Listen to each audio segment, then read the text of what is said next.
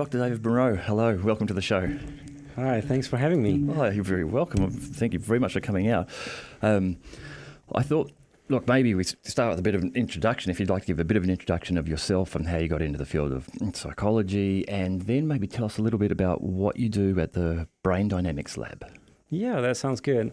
It feels like I've always kind of been interested in science. As a kid, I was more into astronomy and astrophysics. Maybe as a young teenager, I was kind of like reading everything I could get my hands on at the time, and so I was really passionate about those kind of questions. And later on in my teen years, I got into sports quite a bit. I was into common sports a lot. I was on the wrestling national team back in France, and so this got me sort of like into, better understanding the complexity and richness of our brains in a kind of a user kind of way. With all those things like motor coordination and all those kind of things that you need to do to be able to perform at the best level possible. And so this kind of was my way into, being interested at the very least in what the brain does and what those amazing things that we can do. And then eventually I got into this a little bit more formally with a PhD in psychology and neuroscience. Then moved to do a postdoc at Princeton University in the United States, and then finally moved here to Auckland. And this has been kind of a long journey, but it definitely is one that is that I'm really happy about, because I get to do something very exciting, I feel, every single day. Yeah. Well, it's a really interesting field, the field that you're in, the brain, and the connection between the brain and things like sports performance. Is that sort of where you were getting, how you got into it when you were doing your wrestling and that, like, how do I perform better mentally as well as physically, that sort of thing? Yeah, exactly. I think at the time, I kind of realized that, you can be really good at practice and sort of like not necessarily be able to deliver to the same ability or same level of performance in competition. So that's one thing, right, about making sure that you peak at the right time. But it's also the case that the complexity of those kind of sports, and that's not just about wrestling. It's about like any kind of elite sports at that level, is such that you need to make little adjustments that are going to get you, give you an edge against your opponents. And that's really something that I thought was kind of interesting to look at and to know a little bit more about. It's so mental, sports. When I think of professional tennis players, that endurance, it's hot, you're playing in summertime, it's a 5-hour game for some of the men's games, and being able to keep on that edge and then be able to come back. You see those amazing performances where someone's down, they're almost out of the game, they've now got to win everything for the next 2.5 hours, and they can do it. They can somehow manage to do it. Or like a Formula One, someone's blown the start, they lost a great spot, they're now back in 11th, and that's it. And they just get into some zone now, and they just drive, and they end up winning. That stuff's amazing. And that's all brain, isn't it? Yeah. You're right. It is very.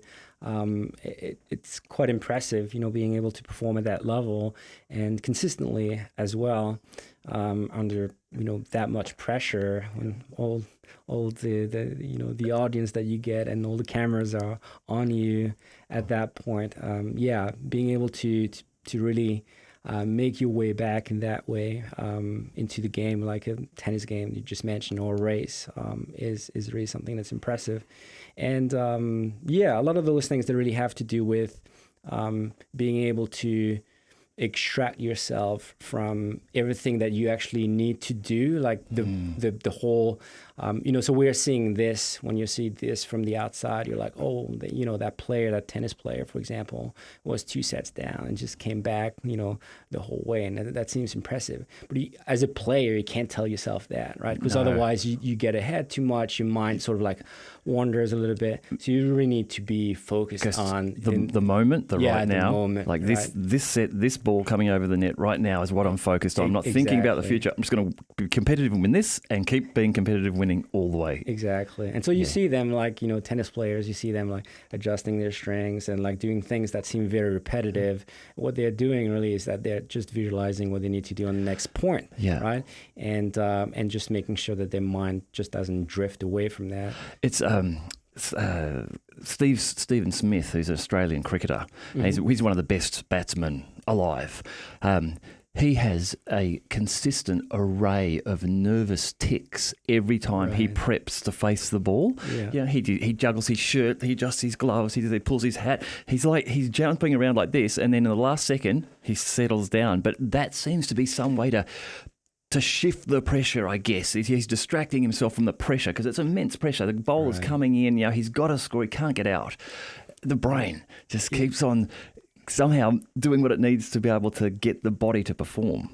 Yeah, no, absolutely. And those are things that those elite athletes, they probably have some kind of predisposition in, doing this very well, but they also practice that a lot, making sure that, they stay in, like you said before, they stay in the present, they stay in the moment, because that's the only thing they can influence, right, is what they're doing now, but they can't do anything about what just happened. You need to move away from that. They can't do anything about what's going to happen an hour from now. They can only just focus on what's happening now. And there is some, there's a lot of that we can, take from sports, for example, and apply to our, everyday life.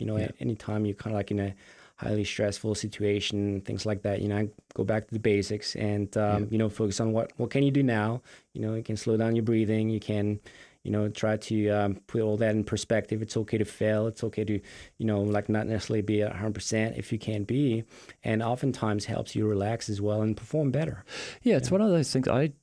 Till I was in my later life, not that many years ago, that I really began to realise, and it's probably through the internet and just getting access to people talking about these things, that you can take control of your state of mind. Like you can take the opportunity, like you say, okay, I'm stressed out. The situation really sucks. Okay, how am I going to deal with this?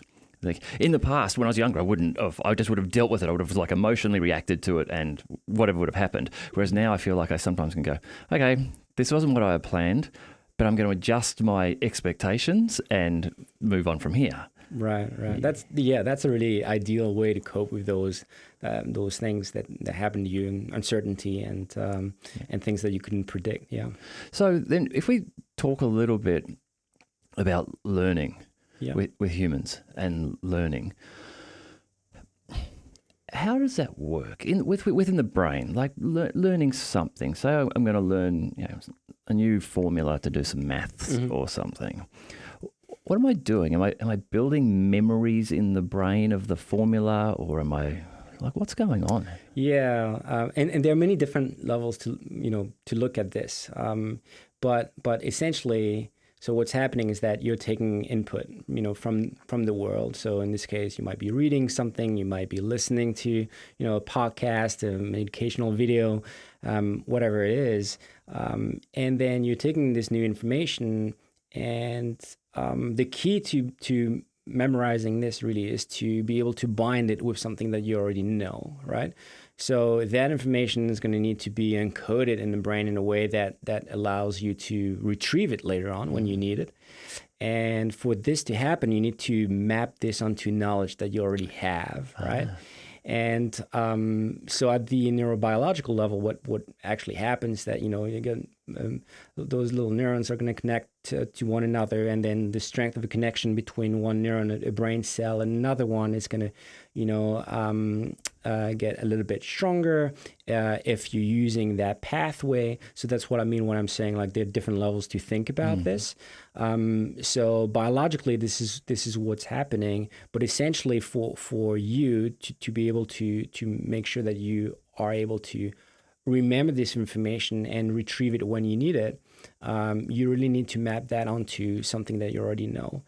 And, that's the key when you're looking at like, students studying for an exam, say. That's the key to having like a profound understanding of a subject, is to say, I'm not just going to go for like rote learning and making sure that I just I'm able to sort of like spit out what was on the slide, but that I actually map that onto, so what do I know about, say, like neuroscience or about math?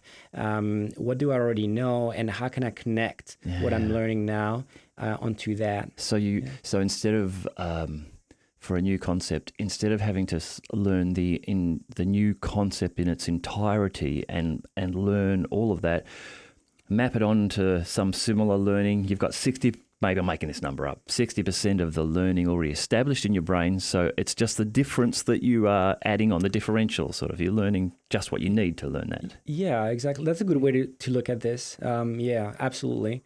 And so what this allows you to do is, first of all, it's efficient, right? Because you're using knowledge. You're using the structure of what you've already got in your brain. Exactly. Yeah. And what it does, that it also gives you a number of ways to retrieve that information, because that information has been mapped onto a lot of things that you already know. Yeah. And so if you've got this and, like one connection, you lose one connection, even, for a short period of time, then you can still find that information because, you're able to retrieve it in a different way. I'd heard a story about that, when if you're trying to remember someone and like their name or whatever, say it's a woman, don't just try and remember, it's Sandy, but it's Sandy with the red hair that I met at the barbecue at Kim's house, and then you've got more than one connection that you can kind of pull upon to remember. No, absolutely. And so like oftentimes, if you need to remember names, you're going to try to see. So you might be mapping that onto, say, like, another Sandy, right? And a good friend of yours. And so you're kind of like pairing those two in your mind to be able to get this back later. You might, also retrieve it because, like, you hear the sound of it. You're like, oh, it sounded like something like whatever, close to Sally, but not quite Sally. And then, you're working your way back from this. And the more little cues you've got like this to kind of cue back into the name in this case, the better it is and the easier it is to find that information. You can feel that. I can feel that happening sometimes when I'm trying to retrieve, not necessarily a name, but something, and I can feel my brain, it's coming up with words like it. They're similar, but it's not quite it. And then finally, snap, you get it. Yeah, no, absolutely. But this is just old age, Tim. Yeah. True. So how important is our mind, our visuals in learning? And because kind of what I want to get to is an experience I had once before where I tried to remember a heap of things, and the way I did it was to visualize them in a room. So I can't think of an example, but it was I had to remember a light and a boat and a plane. And so I was imagining like a kid's room, and when I walked into the room, I saw the light, and then I looked down and there was a fish tank with a little boat on the bottom, and then he had a toy plane on the shelf. Right. And through that, I couldn't forget it because I was visualizing. It made it so easy to recall. Yeah. You just walked mentally to the thing that you need to remember next. Yeah. So it's like a memory palace, right? That's kind of like a well-known technique to try and remember basically more items, more things than your brain normally can hold, right? hold exactly. Yeah. And so we know that if you give someone your phone number or things like that, we don't have to do that so much anymore with cell phones, but it used to be the example back in the day. I'm just showing my age here, but like you'd give a series of digits like this, and people have a limit to how many they can remember. It used to be thought that it's about 7 plus or minus 2, so like between 5 and 9. Later research has shown that it's probably even less than that if you don't actively repeat that information. And so what you're mentioning now with that kind of little strategy where you kind of like forming a mental picture of those different items, and you're able to mentally walk through that and retrieve them in that way. It's a way to bypass this limitation that we have, right? So we've got a limitation in terms of capacity, and then basically what you're saying is like, well, you know what, I'm just going to put something in place so that even if this fails me, I'm able to retrieve that information in that other way. We did. I did another one time where we were at a festival event, and there were a number of stages. There were about 5 stages, and our gang of friends, we all had a piece of paper, and I've said, let me try this. I'll remember them like throughout the whole course of the day. And that was a different technique. There I made a story for each one with the band's names, and just like told myself a story that, this band went and did something, da-da-da-da-da-da-da. But it worked. After about 3 times through it, these 5 stages, like what's on that stage? And as long as I could remember the first band name, I really only had to remember 5 things now, because then I just had a story which made sort of sense.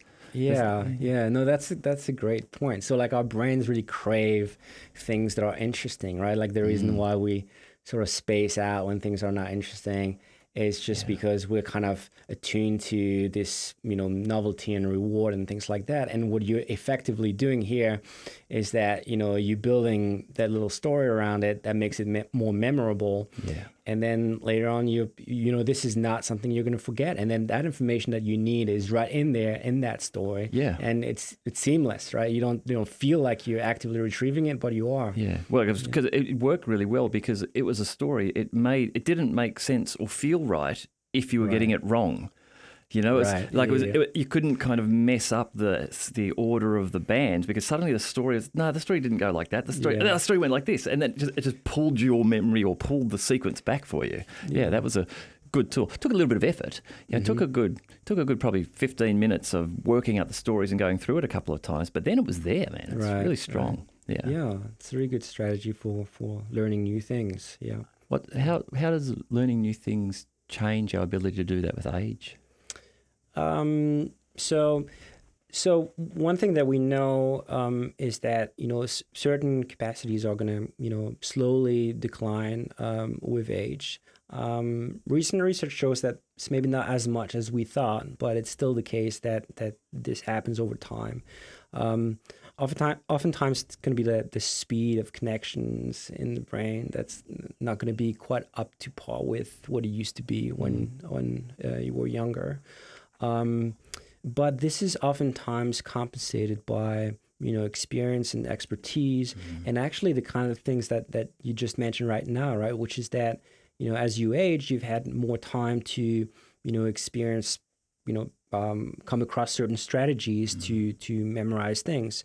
And so you no longer maybe need that raw capacity that you once had, but now you've got all those little tricks that you're able to implement. Like you were saying before too, with time, you've maybe built more knowledge and heuristics maybe just knowledge in your brains, so that as you're older, you've got more of those things to piggyback on. Like we were saying at the start, you're not learning everything. You're linking it to something you already know. So if you've already got quite a wealth of knowledge there, you've got more things to link to. Yeah. Yeah. No. Absolutely.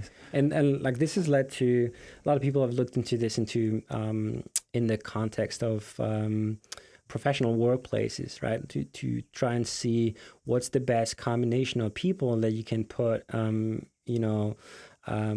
in a company to make sure that the company does well. And it seems to be the case that you need a blend of both, like young and older people, for that reason, right? Which is that young people are going to be a little bit quicker to think about new things. They're going to think a little bit more outside the box because, they don't have the box yet. Yeah. So that's going to be useful. But then you need, that older, more experienced workforce that's going to be able to say, hey, like this reminds us of, that thing from back in the day. It's kind of just a variation on that. Yeah.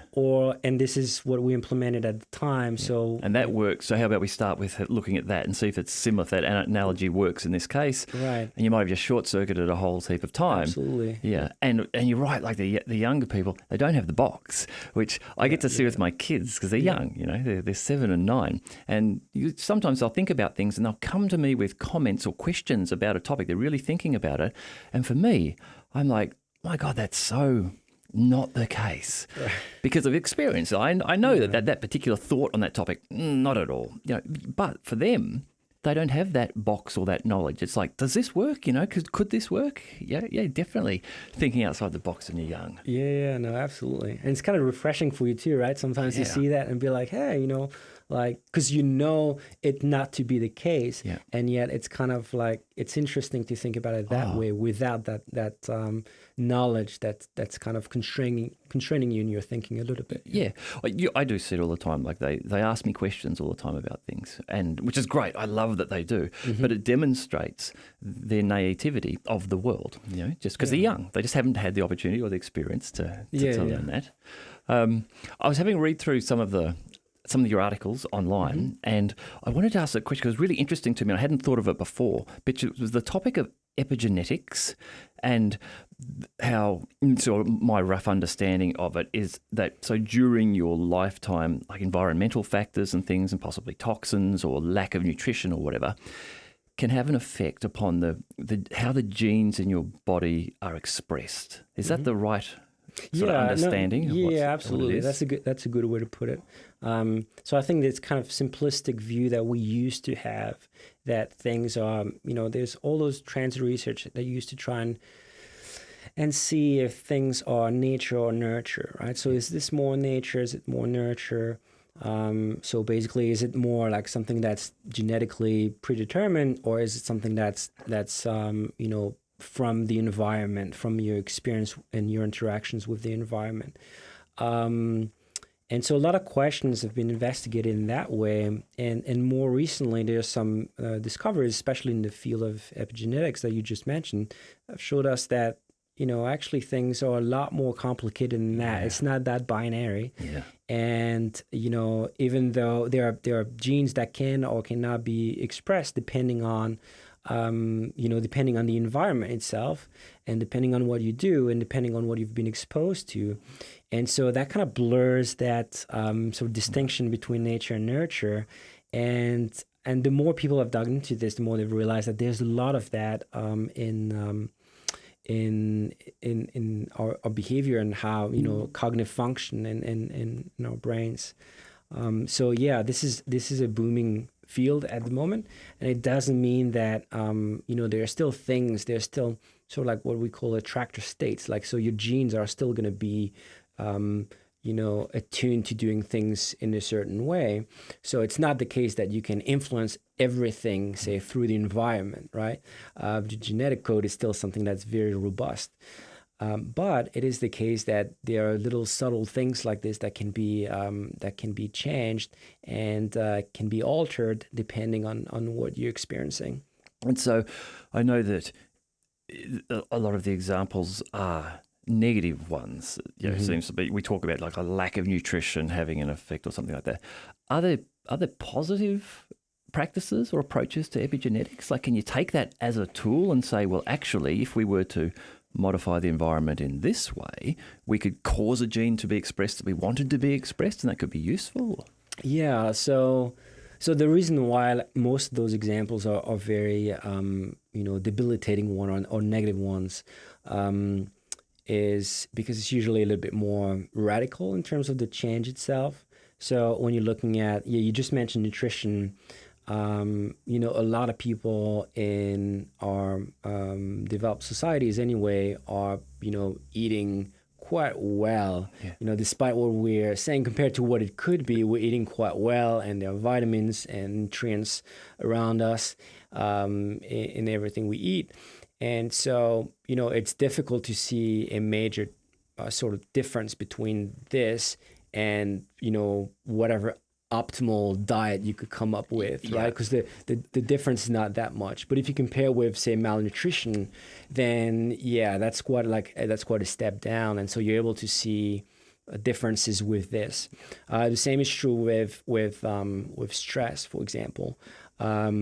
We do experience a fair amount of stress in everyday life, but by and large, where most people are able to cope with this in a decent way.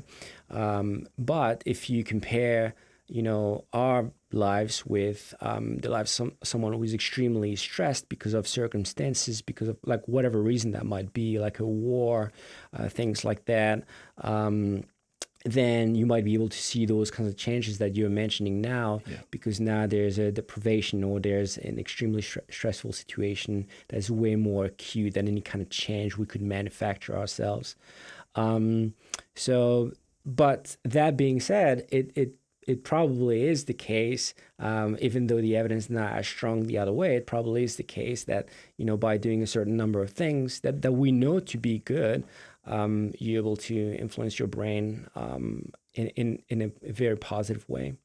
And by and large, those things are things that we know, right? So when we're looking at what's good for our brains, by and large, things that are going to be beneficial, they can be things like, good quality exercise, healthy foods. It's going to be things like reducing stress, good sleep, good social connections with your friends and relationships.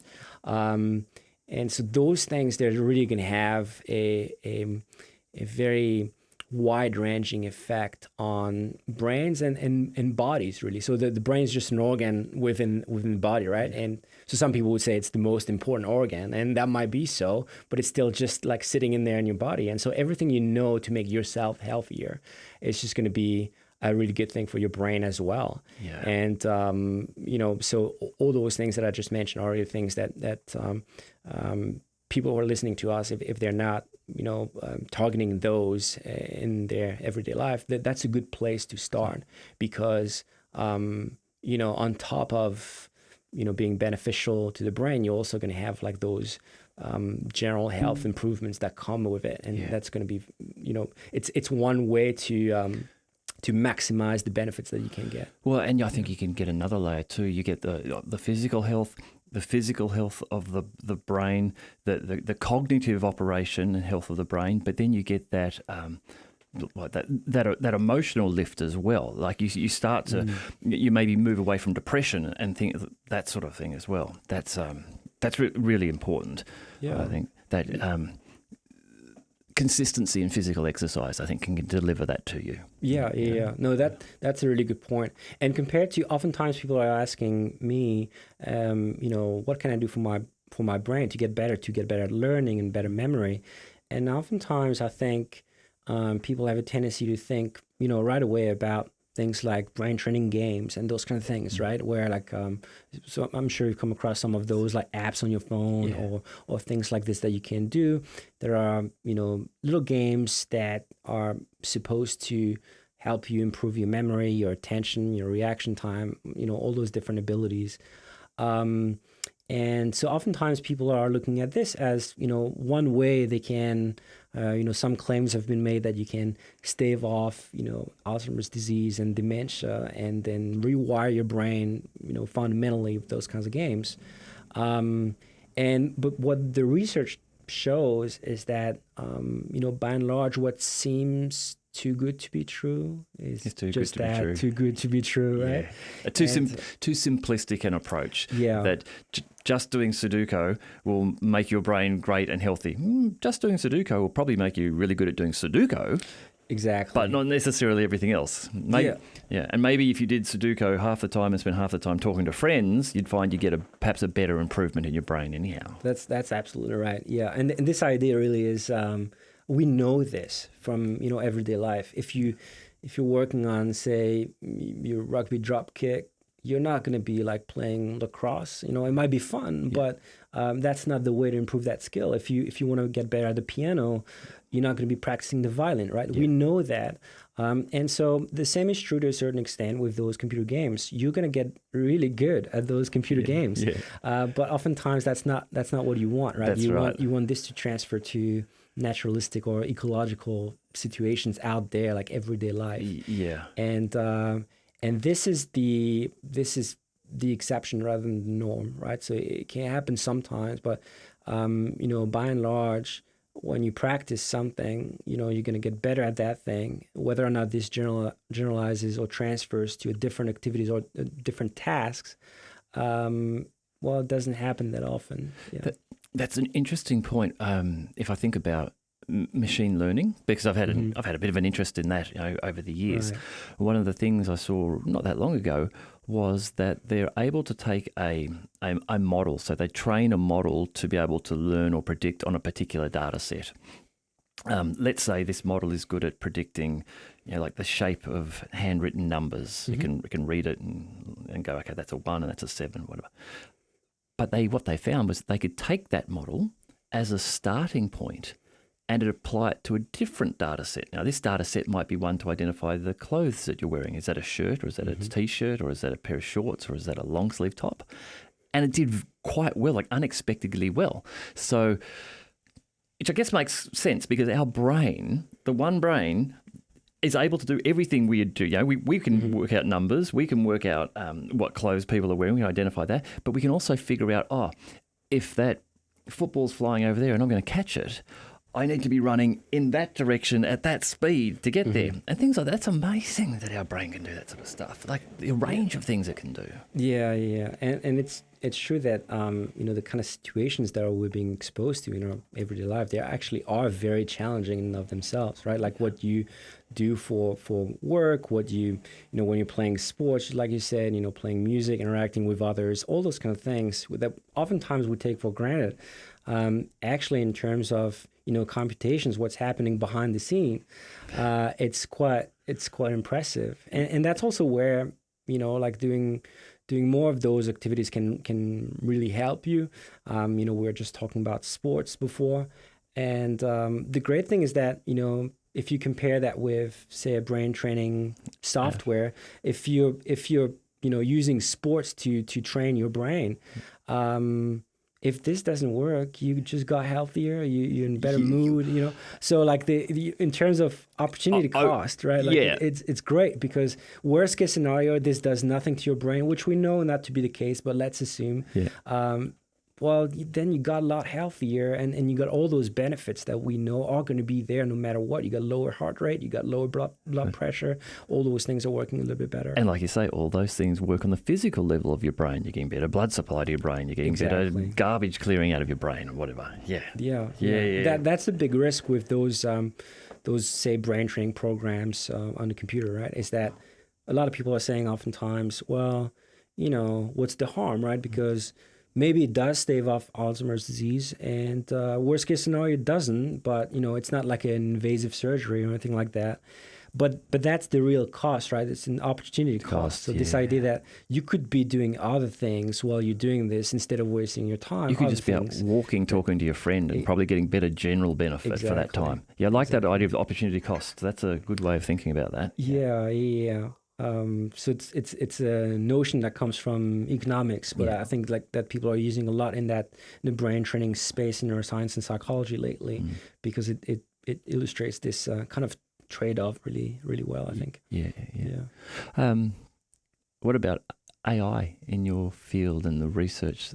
Is that something that you guys are looking at and doing work in? Or? Yeah, so in neuroscience, oftentimes we're using those tools as well to kind of like analyze our data and kind of like make sure that we are really taking all those new developments into account in the way we're doing our science, the way we're performing our experiments, and there's a little bit of there's crosstalk as well between AI and neuroscience where. AI is taking some inspiration from neuroscience. I mean, like the neural networks at the time, that was the idea, right? Yeah. But also the other way around, in which some machine learning techniques or models are giving us a better understanding of what might be plausible biologically, the number of constraints that the brain would have to deal with if it were to do things in the way an AI does, right? And so the motor example that we gave earlier with sports is a really good one. That's one that, as we said before, we kind of take for granted that we're walking around, that we're playing tennis or rugby or whatnot, and it doesn't really seem that demanding computationally for us in terms of brain power. But it's still it's still the case that for, say, like robots and AI, it's really difficult, right? So they're making really good strides. There are some companies that are working on this, even just like walking and being able to kind of catch yourself if you're about to fall and things like that. But it remains to be the case that this is a really hard problem, a lot harder than, computing, math equations and things like that for AI, right? Yeah. And that's presumably that's because our brain doesn't do this in the way that, throwing all the computational power at the problem would be, but rather that we have biomechanically, we have some sort of like attractor states. Our knees, they can bend only in that way, and our elbows that way. And so this is constraining the problem quite a bit, and it's helping us actually deal with those. And if the model's not accounting for those constraints, it's going to give you erroneous results and data. Yeah. And it's gonna sort of sift through too many computations that are not plausible. It's amazing when you think about the fact, like what Boston Dynamics are capable of doing with their robots, basing them on a humanoid frame. When you think about all of the subtle cues that we do get that they won't get. And I'm thinking about things like if you're starting to fall, you'll move your arm to the side. But as you move the arm to the side, you'll feel the air pressure against the hairs on your arm, and you get a subtle feedback. So your body's probably picking up a tiny bit of that and going, hang on, that arm's not moving fast enough. I'm not feeling enough air pressure there. Whereas the robot's got maybe 300 sensors. We've got thousands of these sensors feeding into us. It's amazing, the human body and the human mind, like the scope of what it can do.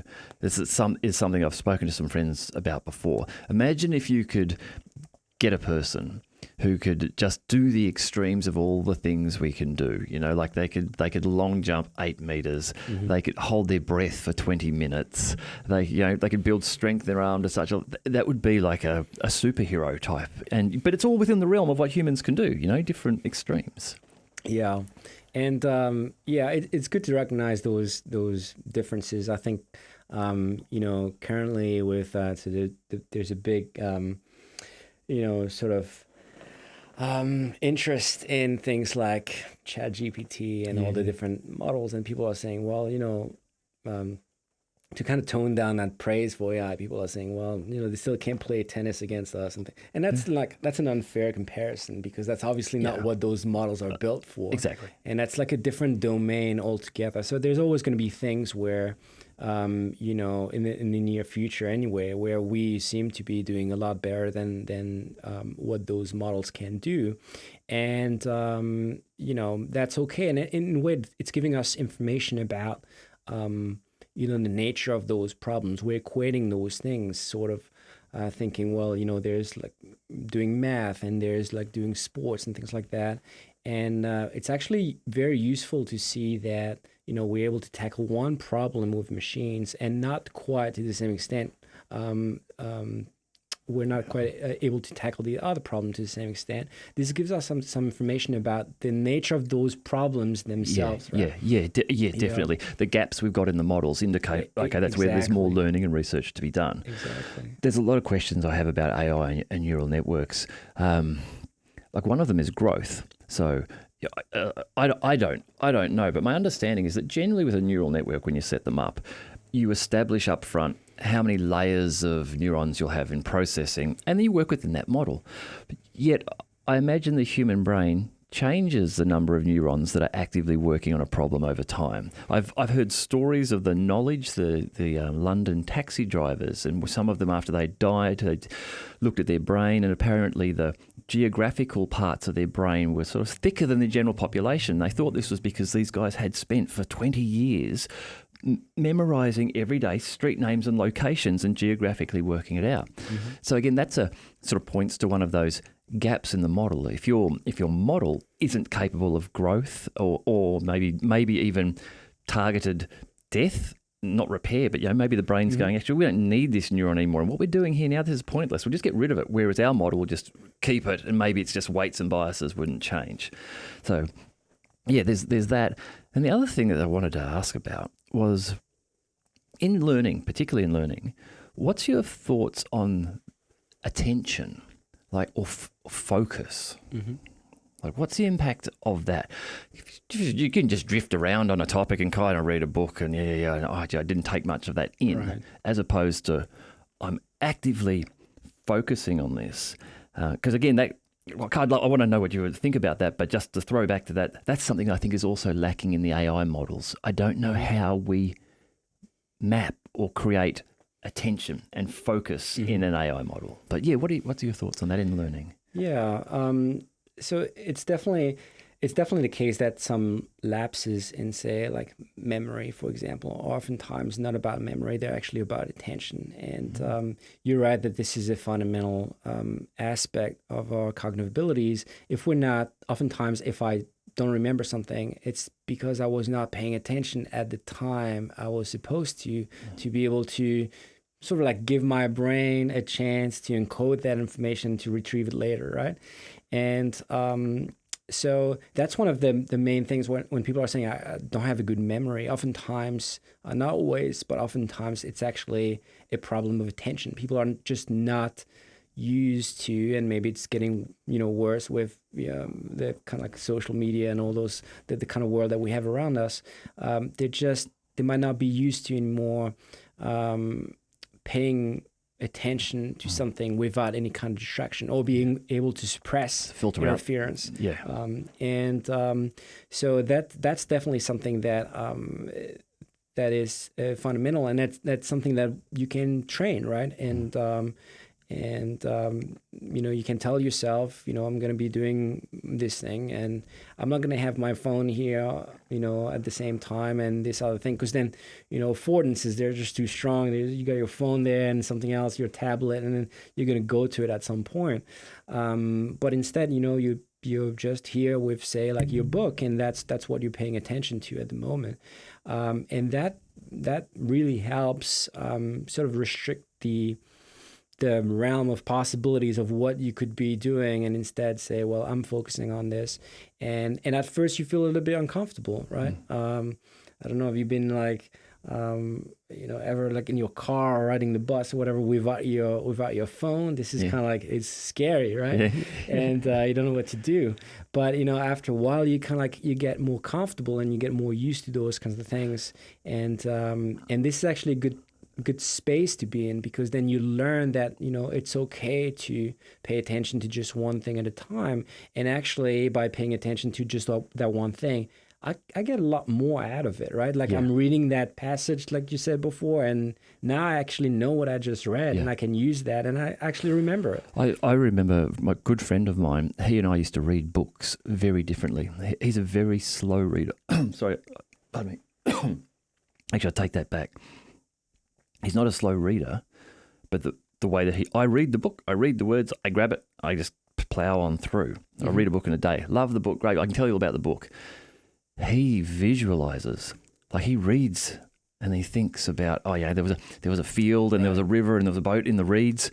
He really takes the time to visualize that and then moves on to the next thing and the next thing and gets right into the book. Like he just disappears into the book. You look in, he's still curled up in a sort of fetal position with the book on his side 4 hours later.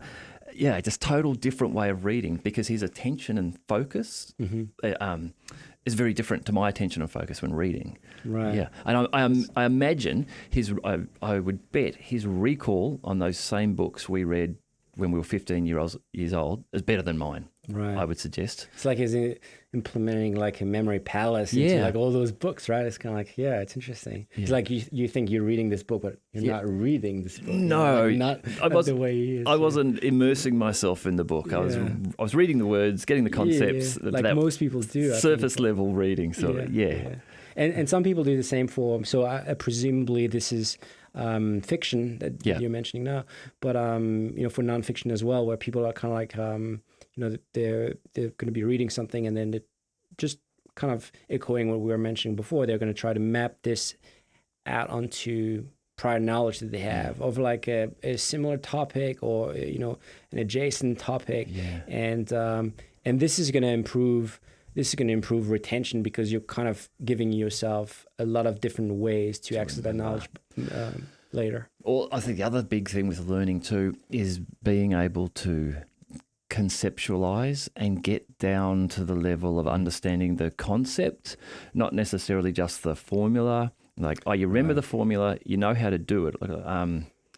Integrals, differentiation is a great example. You can kind of remember the formula and you can work it out, but it's not until you really understand that, well, what we're doing here is we're slicing this up into tiny little bits, and they're so close to being little squares that we can add them all together. And once you've got that, you go, okay, I completely understand the underpinnings of this now. I've learnt that, which makes then, when you see the formulas and that on top of it, you're like, oh yeah, I get it. I can from first principles, I can kind of explain that back to you. Whereas if you just learnt the formulas, you're actually stuck. Someone asks you, oh, could you change the formula in a way or find us another one that's similar to it? You'd be like, nah, man, I don't understand the concepts. Yeah. And that's a big problem with, all those trends in education of like practicing to the test, right? Where you're kind of like, you're becoming a better test taker. Yeah. It's kind of, using that idea of what we just mentioned earlier, which is that we have a tendency not to generalize. And so if you're looking at some content, you're learning something, it's going to be difficult. It's the hard work to try and generalize and think, oh, how does this relate to the world as I know it? And how can I, incorporate that into the body of knowledge that I have? That's the hard part. It's the part that takes a little bit of time. And so in response to this, you want to be better at that test that you're taking, which is going to practice the test. That's the surest way to do well on that test, but it doesn't really mean that you're going to have a deep understanding of that. That's really interesting, because that's an incentive. It's the wrong incentive, isn't it, for people? If you're trying to get them to learn something, you really need to change the structure of the test so that it's, I don't know how exactly, but so that you're almost asking them to, don't answer that question, but give me the connection to something else that's similar. So they have to think and go, oh, yeah, well, I thought that was like when I was doing concreting because it was spinning like that. And you get a pass because you've demonstrated you actually did the connection. So you're kind of learning the way we wanted you to learn. Yeah, there's some work that's looking at more creative ways to assess, students, for example, to better understand and to make sure that you quiz them right in a way, that you quiz them in a way that will sort of favor this type of thinking over just, rote learning.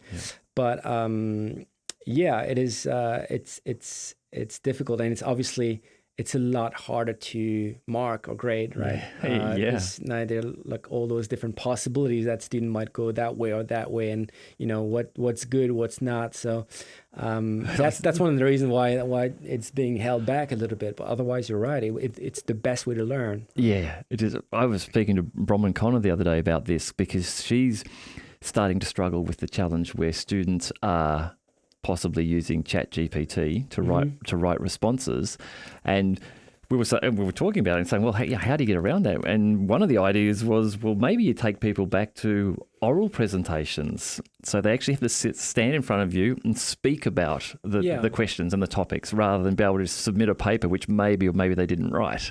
Right, and usually it's quite obvious then with this kind of assessment. Then who knows and who doesn't know what they're talking about? Absolutely, that might be one way to go. Yeah.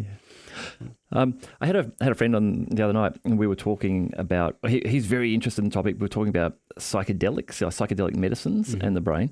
Have you done any work and research around that? No, we have not done work on this specifically. I'm aware of that field of research because I'm reading a lot of that research, but we haven't really done any work in the lab on this. There are some connections as well with exercise. It might seem far-fetched, but it's not as much as it is. So you were talking earlier about things like depression and a number of other conditions, and there really are ways to get the same kind of or similar response in the brain that you would get with, say, psychedelics, with things like intense exercise or those kind of things. So there's a bit of a bridge here between those different subfields. Some of those altered states or altered consciousness states that you get. Yeah, you definitely. There's been, I think, a long history of people trying to achieve that through like even long distance running,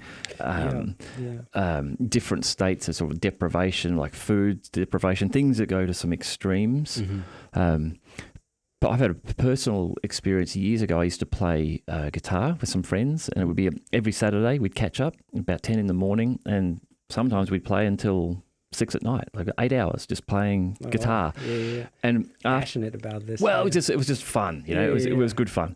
But what happened a couple of times after we'd done this for months, and then sometimes like 4 hours or 6 hours into the day playing my guitar, and I would get this weird sensation where as I looked at my fingers on the fretboard, my fingers seemed small. Like it looked like they were small, and then not for long, for seconds, I would enter a state where I seemed to step out of myself. It was like I was watching myself playing the guitar.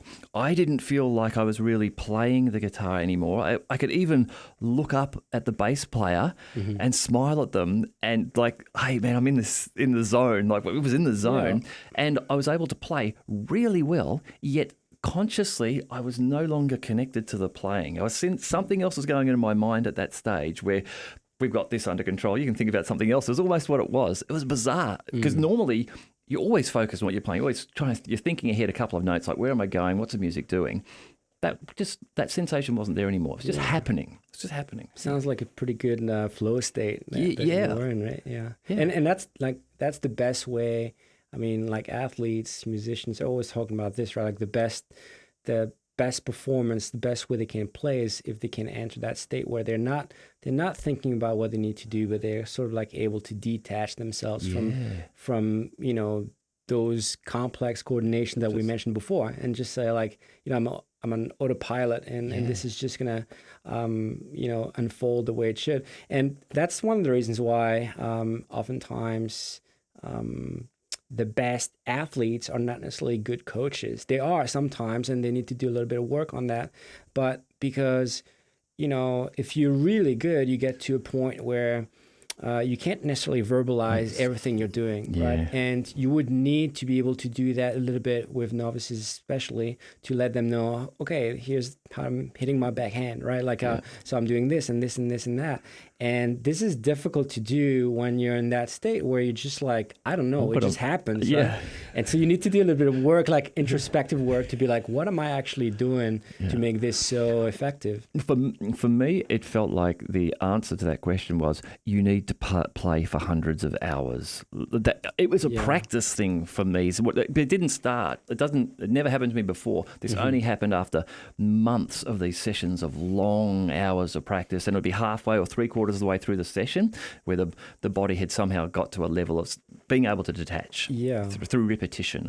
I felt. No, absolutely. It's like you're automating so you've got that little bit of coordination, and then you've got that other one, and then that transition in between for a long time as you practice, that's something that you need to do consciously, right? So maybe like for the guitar, maybe going from like one chord to a difficult one, and then eventually you get to a point where that initial chord just like triggers that next one, and you kind of like doing this without realizing it. It just happens because that's what you've been repeating over and over again, and that's the best. The best performance is actually stemming out of this kind of state, right? Yeah. Can we unlearn things? You can, yeah. So like, if you're thinking about, so there's, as we learn, really we're learning those kind of patterns, right? So it can be, in this case, automated patterns of motor coordination. It can also be like, a number of things like biases, or it can be like things that you've learned to associate, two ideas that you learned to associate with one another. And you can, but oftentimes, if it's something that's been repeated over and over again, it's going to take a little while to get this out and make sure that you basically need to break down this automatic pattern that gets you on autopilot once you enter that state. And you need to say, no, even though I'm doing this, and usually this comes next, that's not what I want to do here, and I want to correct that. And oftentimes you've got like a really good stories of this with elite athletes. So you've got like, I think the tennisman Pete Sampras at the time, right, who mentioned that, I think it was using a two-handed backhand when he was a lot younger, then spent an entire summer sort of like breaking it down into like a one and backhand. Wow. And he was saying like for 6 months, or it was just not playing competitively, because the risk is that if you're practicing and everything, and then you go to competition, you're going to go back to what you've automatized, and you're going to go back to that thing that you're trying to unlearn, right? So like for a while, you need to put yourself in conditions, even outside of tennis, this is not restricted to that. You need to put yourself in conditions where you can actually take the time to fail, accept that you're not good for a while if we're talking about sports, accept that, where you used to be an expert in that field, now you kind of want to, sort of unpack this a little bit and associate that with other things and learn new things, and accept that for a while you're not as good as you used to be. And that's difficult, right? Yeah. When you've been like really good at something, like you say you're playing the guitar, you're going to pick up a new instrument, and now like you used to have people looking at you like you're the god of like music and all, playing guitar, and then all of a sudden you're picking up like whatever, the piano, and then people are like, yeah, well, Tim, like, well done, you're improving, right? It's tough, but it's part of the process. Well, I think that was the case, wasn't it, for Michael Jordan, basketballing phenomenon, but actually from when he was a kid, loved baseball, wanted to be a baseball player, left basketball, went and played baseball, and couldn't achieve those same lofty heights as he had in baseball world. And he was still pretty good, right? But he's still pretty good. It just wasn't comparable. No. Like, yeah. And well, of course, that's right. He maybe, I don't know if he ever would have really made it in had he not been Michael Jordan anyhow, but he wasn't the worst, but he certainly wasn't the best. And the expectation was there that somehow he would miraculously be the best at baseball as well. No, that's true. It's kind of like, it's about accepting this, but that probably comes from like unrealistic expectations on the part of the public and the audience, right? That it's just going to be as good as it was in basketball or close enough. And this is just for him to be that good at basketball, he had to have all the like physical attributes that you need to have, meet the right people at the right time, right coaches, and all those kind of things. And this is something that happens probably once in a lifetime, and you can't quite, at best, it's not reproducible easily. It's difficult. Yeah. What are some of the things that's going on in the lab that you're overseeing, and what are you interested in there? Yeah, so as you mentioned earlier, the lab is the Brain Dynamics Lab. So we're kind of really looking, this is just a fancy name to say that we're looking at how things change, right, in terms of brains and behavior. We want to better understand, why your brain gets better, why does it get worse, and for what reasons. And so we're looking at this with a variety of tools. We're using like brain scans. We're using, computerized cognitive tests. We're using physiological measures to really try and get a better understanding of why things change when it comes to brain and behavior, and potentially, what can we do to make sure that those changes are beneficial, that they're positive changes. Mm-hmm. So we're looking at a variety of interventions like physical exercise that we've mentioned quite a bit now, but also things like meditation, yoga, fasting, brain training as well. We're kind of looking at, like better understanding why it doesn't work as much as we thought it might. And the idea really is to try to get a better understanding of what can change, how, for what reasons, and potentially harness this to help as many people as possible.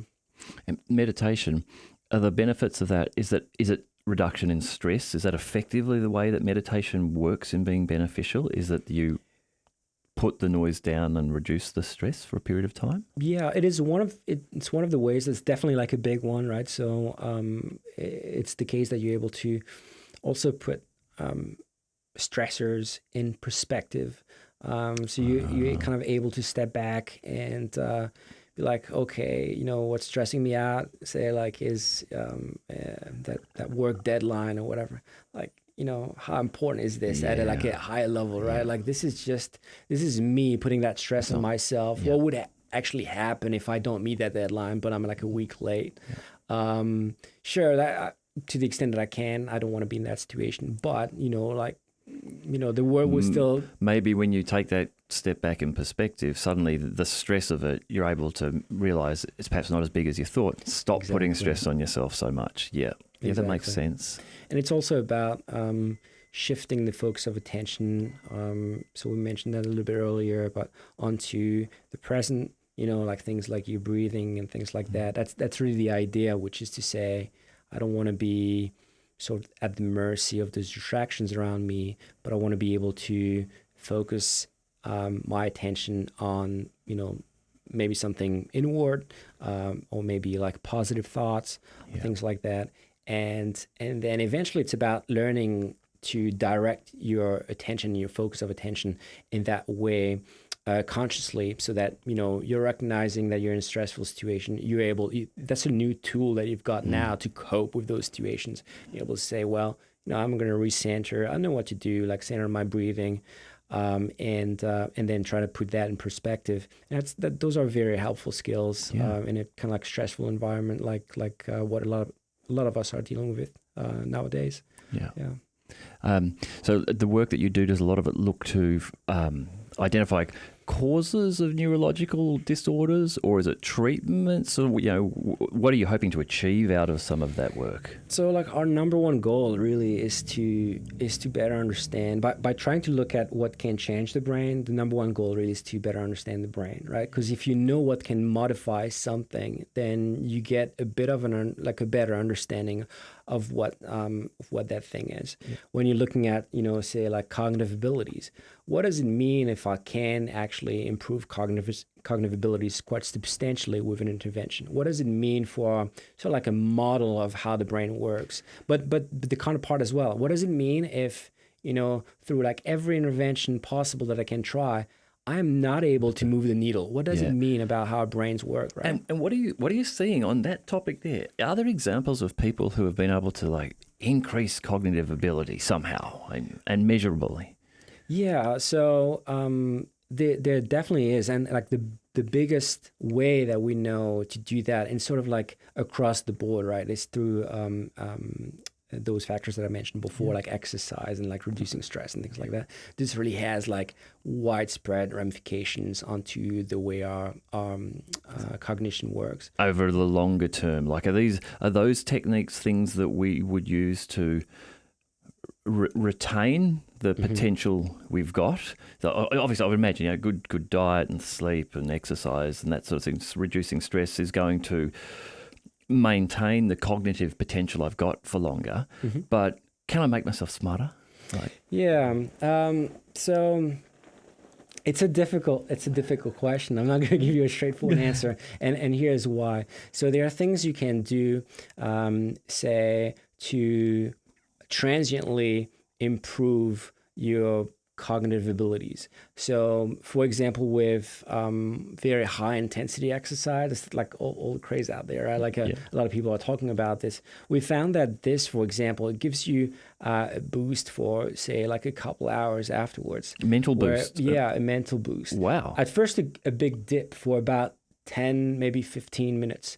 So a big dip because with very high intensity exercise, you need to recover. Your like blood supply to the brain is depleted, right? So you need a little bit of time. So at first you got a little bit of a dip. That's fine, right? Like you taking a shower, you're getting dressed. Like that's not usually the time that you want to be at peak performance. But then after that, what we see is that people are really doing better on a bunch of like cognitive tests that we have. Wow! And so they're more alert. They get a bit of a boost in that way.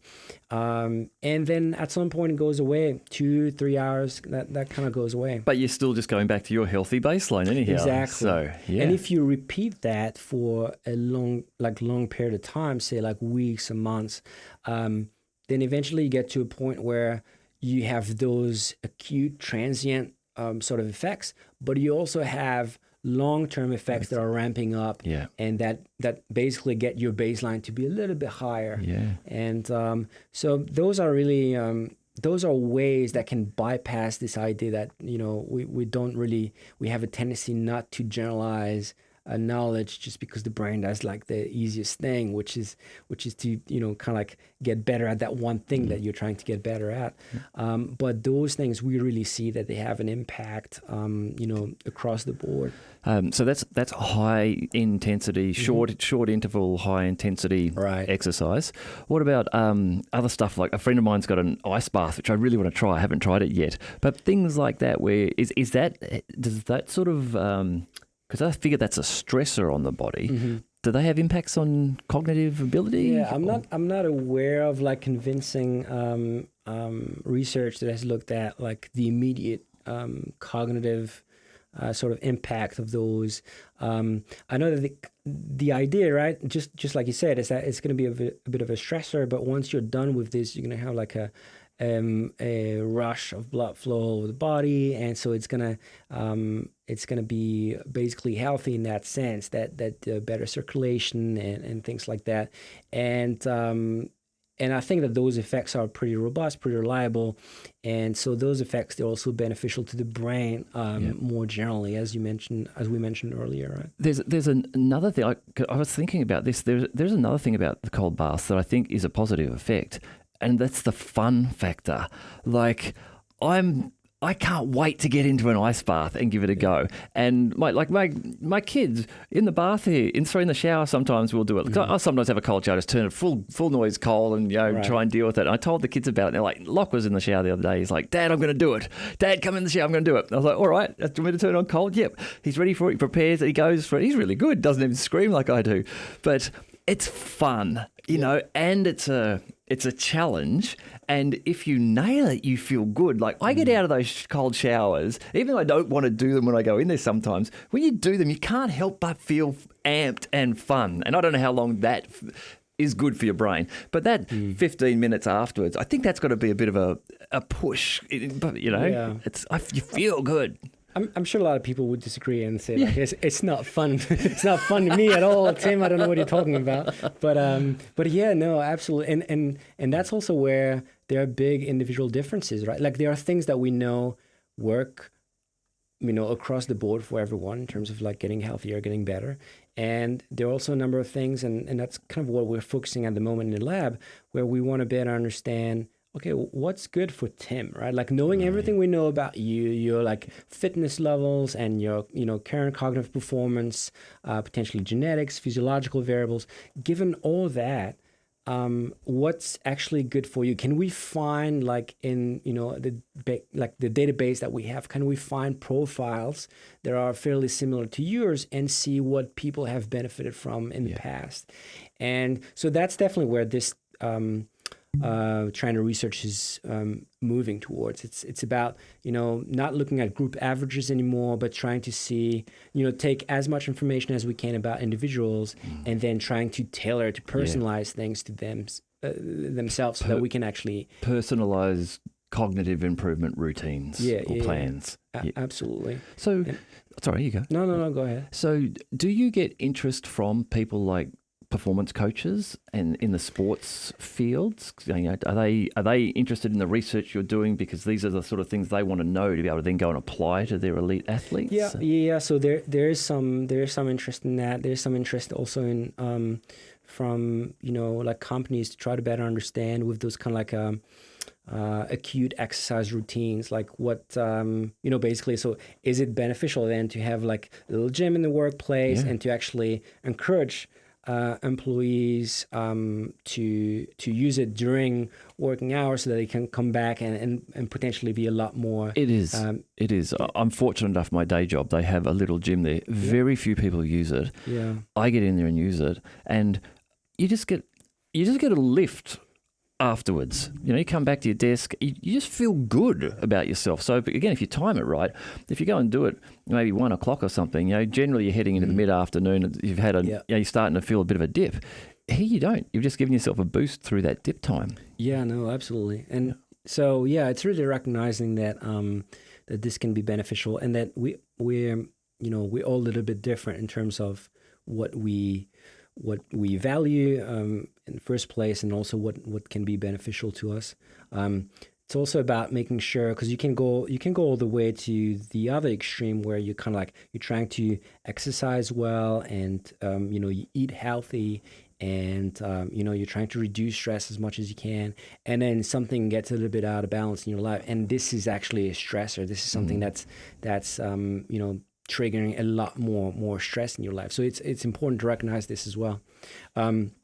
Our son was born 2 weeks ago. 2 weeks ago today, actually. Congratulations, man! Thanks. You're so bright and sprightly for a new dad. So I was fishing for that, I guess. That's my only point. I just wanted to say that, and just kidding.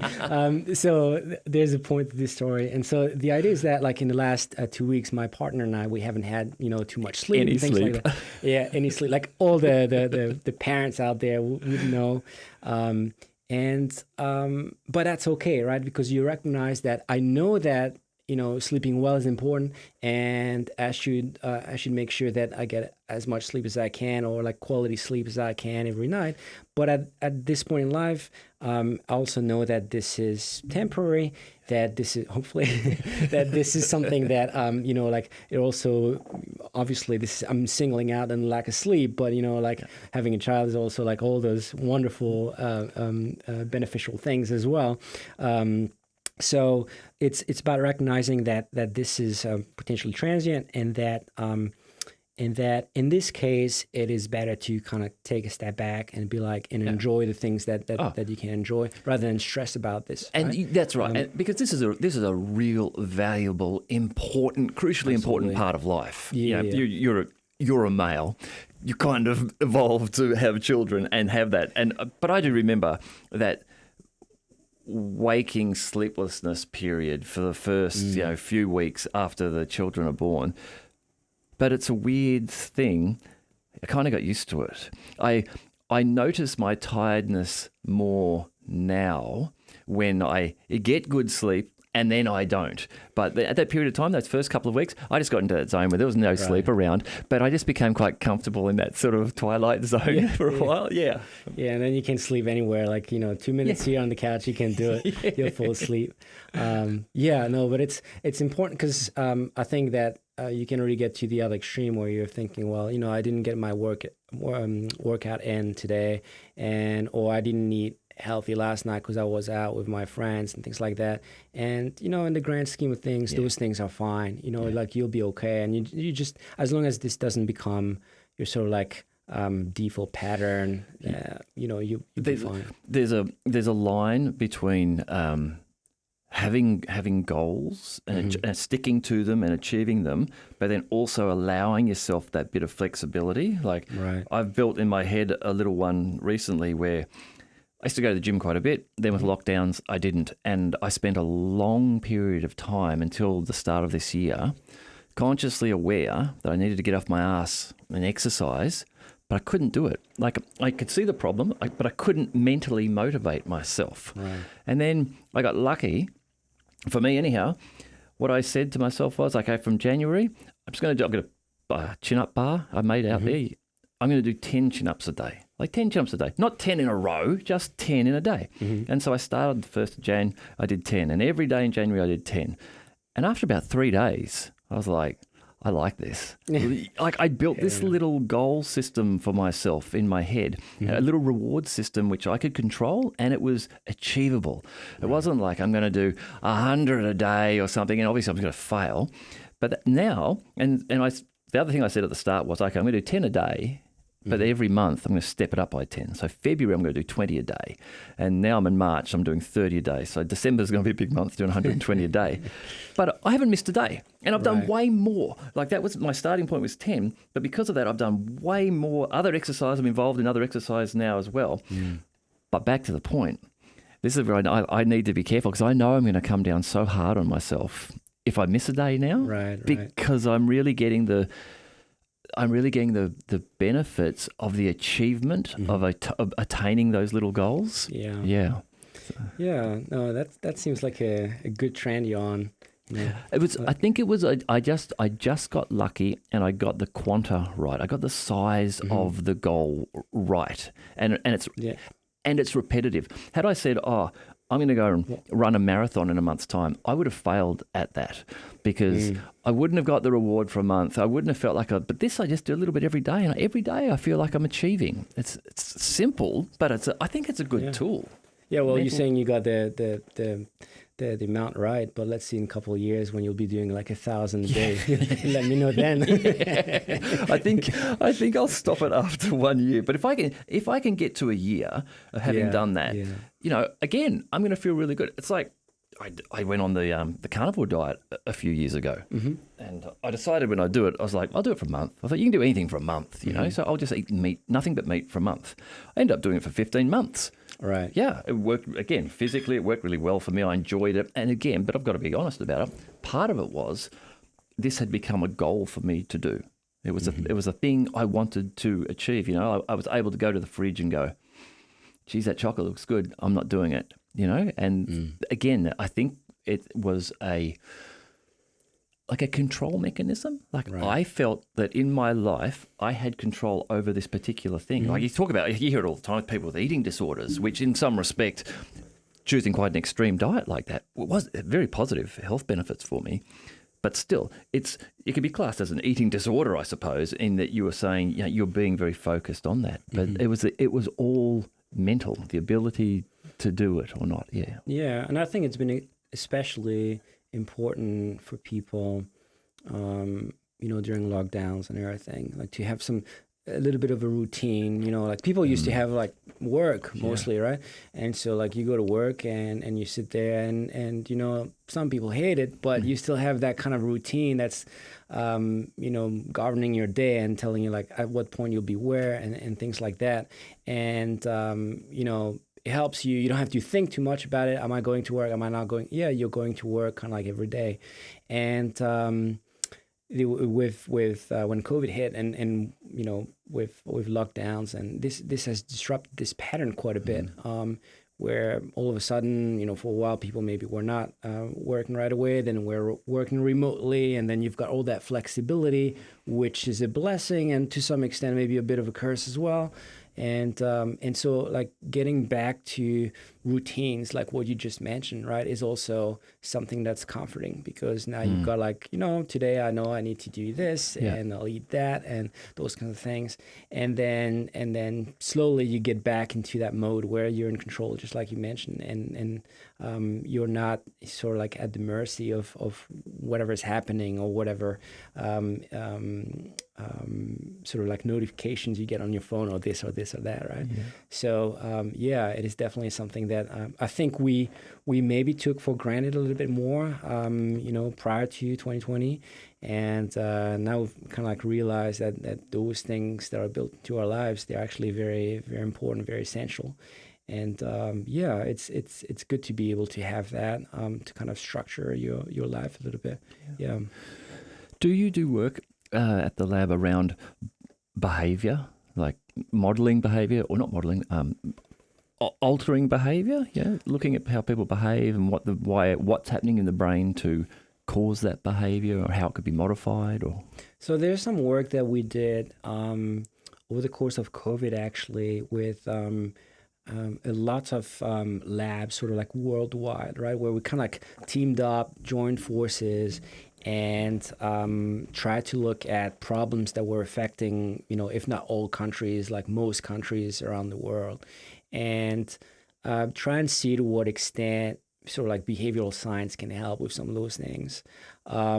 So there are a number of sort of like interventions and things like that were looked at. Things like, so for example, masking versus not masking. How can you encourage people to do certain things that might reduce the risk of transmission? How can you, encourage people to say not go to a particular events that might be like super spreader, things like that, and so this was really interesting because you could see with those kind of experiments that are worldwide like this, across a number of labs, across a number of cultures, you're also able to see where things might be working and where things might not be working so much, and you kind of like you're able to look at those mechanisms. And why is it the case that in this kind of society, the message top down coming from the government doesn't really help that much? And then what kind of message do governments actually need to have so that people not just follow this, but actually want to follow those guidelines, right? And in terms of like the right amount of information so as to not overwhelm people, but at the same time, not just tell them what to do, but also tell them why. Why are we doing this, right? I think part of the challenge you would have there, particularly if you're talking like a nation by nation basis, is the governing the ideology of those countries. If you're in a more socialist area, communist area, you would expect that the top-down message would probably generally be followed quite easily. You'd get good results there. Whereas in nations that aren't, they're more liberal, you've got more resistance. Just in the culture, the ideology of the people within those countries. Yeah, no, that's absolutely right. And you can see like very drastic to achieve sort of the same goals, like very drastic differences in terms of implementation. If you look at what New Zealand did as opposed to what Taiwan did, for example, for a long time, Taiwan was also trying to get to like a zero COVID policy and like elimination policy. But they were doing it in a very different way, right? They were doing it by sort of like tracking people via their cell phones and being able to identify clusters very, very quickly, as opposed to what we did here, which was mostly to kind of like avoid social interactions altogether. The broad lockdowns to stop the getting together, whereas so in Taiwan they were allowing people to get out and mingle, but then identifying where it was happening and targeting the responses. Good. And I mean, like, there's no there are advantages and disadvantages to all those policies. I mean, like here, a lot of people have complained about the fact that it was maybe a little bit too drastic, and that potentially this was compared to using phones to track clusters was not the smart way to get at this. I think that some Western societies would look at what was happening in Taiwan and say, like, I wouldn't want to be tracked everywhere I go. Right? So, exactly. Like, I mean, it's a tough one, but you're right. I thought that when you said that's a very clever way to do it and enable a lot more freedom. But on the other hand, you have to get people to accept the fact that, okay, you can track me on my phone for a period of time. No, absolutely. Yeah. Hey, maybe just one last question. Things like Neuralink, the Elon Musk implant into the brain, and I believe that what they're doing there is looking to enable thought-based control over motor activity. So in theory, I could have my laptop here in front of me. If I've got Neuralink, I would be able to think, open up Google email, open up YouTube, and this would then be transferred to the computer and would happen. I think that's great technology. I wonder what you think about that, and I wonder what you think, of the idea of. I imagine it. No, sorry, I don't imagine. I'm thinking. I don't know if this can happen or not. If they can go the other way, and if the next step of something like Neuralink would be to go, well, what we can do is you can ask a question. We'll go to Google and we'll call ChatGPT, and we'll come back with the answer for you, like. Have you had any thoughts or any interest directly into like a brain implant, so that you don't actually have to Google that, you don't actually have to look that up? Yeah, that's right. Yeah, I mean, so this is an idea that's been around quite a while, even like with lenses or things like that, where you could have like lenses where you got a little screen in there and you can like look up things, and it's definitely something that people might be getting towards at some point. What's happening with Neuralink at the moment, it's putting sort of like a spotlight into that line of research. It's been there for quite a while. So by and large, the research that's sort of backing up what they're trying to do, the research, at least so far, right? Like, they're making important strides, and there's a big team working on that. And so surely, like, there's going to be like important developments in the future. But that research has been there for quite a bit. But it's definitely in terms of implementation, potentially at scale, that we haven't seen that before. So like you would have like isolated labs that have that kind of knowledge before, and so now they're trying to kind of like take those bits and pieces and trying to do something that's beneficial to patients in the community, hopefully. And in terms of like kind of like the reverse that you just mentioned, right? Like kind of getting to be able to get sort of like your brain directly connected to the internet. I mean, like there are also potential issues there that would also need to be discussed in terms of like also control, right? Like making sure that you don't get hacked. Yeah, exactly. But that's it's already an issue for things like pacemakers and things like that. That people are looking into. But for pacemakers, fairly rudimentary. In this case, potentially with technology like this, you could be influenced without even knowing it, right? So those are things that. So the technology is not there yet, but even if we're aware, we also need to kind of like make sure that we are aware of the ethical considerations that need to be had to make sure that this is done in a good way. Sort of one last thing to ask you. Good. It's kind of off topic a little bit, but have you ever done any work within the lab, research around the parasitic behavioral changes that afflict humans, like toxoplasmosis and things like that? Have you ever? Yeah, no, we haven't done anything on those things to try and see how this influences like. Yeah, because they talk about with toxoplasmosis that with cats is a great example. Sorry, and with mice or rodents, that once they're infected, they lose the fear and inhibition of the smell of cats, and this is because the toxo needs to go through a cat's digestive system in order to reproduce. In humans, I believe generally it makes males less risk averse, more likely to do risky things, and women more promiscuous. Now, so these are weird behavioural changes occurring in our brain because some sort of parasite. I think that's an interesting field to try and understand how they influence us in that way. Yeah, and then that really makes you realize that a lot of things that we take for granted about like optimal functioning is actually that's a fine line. It's a balance between like a lot of different systems that have to be right to work really well. They're fairly robust by and large most of the time, but it doesn't mean it can go all right. So that's a really good point.